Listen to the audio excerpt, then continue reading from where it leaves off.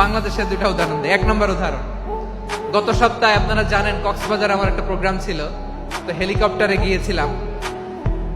ফেনী জেলা যখন পার হচ্ছি আমি দেখলাম 3টা উইন্ডমিল চিনেন তো, বিশাল পিলার, 3টা-4টা পাখা থাকে, বায়ু বিদ্যুৎ কেন্দ্র, বাংলাদেশের প্রথম বায়ু বিদ্যুৎ কেন্দ্র এটা, মুহুরী প্রজেক্ট বলে এটা সম্ভবত, মুহুরী প্রজেক্ট।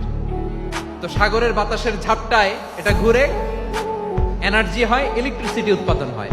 তো আমি পাইলটকে বললাম, ভাই এগুলো থেকে কেমন ইলেকট্রিসিটি উৎপাদন হয়? কয় হুজুর একটু হয় না, কিছুই হয় না। কিছুই হয় না মানে? বলে হুজুর বাংলাদেশে যত উইন্ডমিল আছে এটার পাখা একটাও ঘুরে না।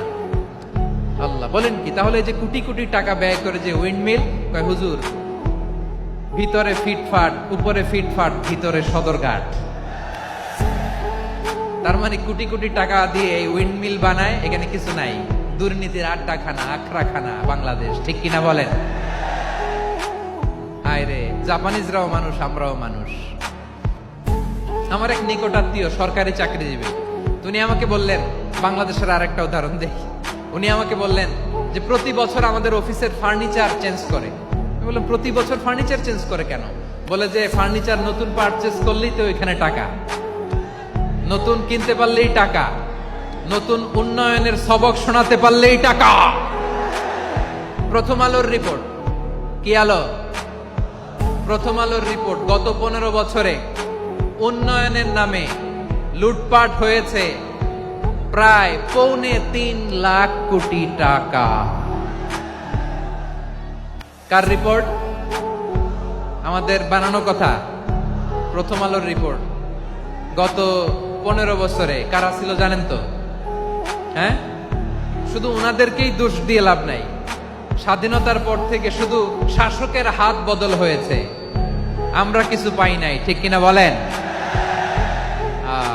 শুধু ওনাদের দোষ দিয়ে কি লাভ? একদল খাইছে, আরেক দল খাওয়ার জন্য রেডি হয়ে আসছে। আমরা এরকম চাই না, জনগণকে ফুটপাতে বসাই দিচ্ছে। প্রিয় ভাইরা, জাপানের মানুষও মানুষ, আমরাও মানুষ। সিদ্ধান্ত আপনার, কোন মানুষ হবেন, ভালো মানুষ না খারাপ মানুষ? আজকের আলোচনার বিষয় হচ্ছে মানব সম্পদের উন্নয়ন, human resource development. It's a process to increase the capacity of knowledge, skill, capacity of the people of a country. একটা দেশের মানুষের জ্ঞান, তাদের দক্ষতা কি করে বাড়ানো যায়, বাড়িয়ে দেশের উন্নয়ন করানো যায়, এটাই হচ্ছে মানব সম্পদ উন্নয়নের মূল কথা।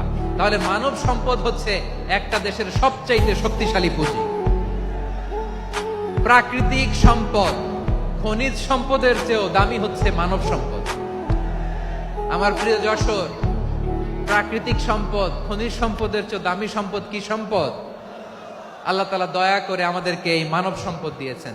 আসুন আমাদের এই মানুষগুলোকে আমরা সোনার মানুষ বানাই। রাজি আছেন তো সবাই?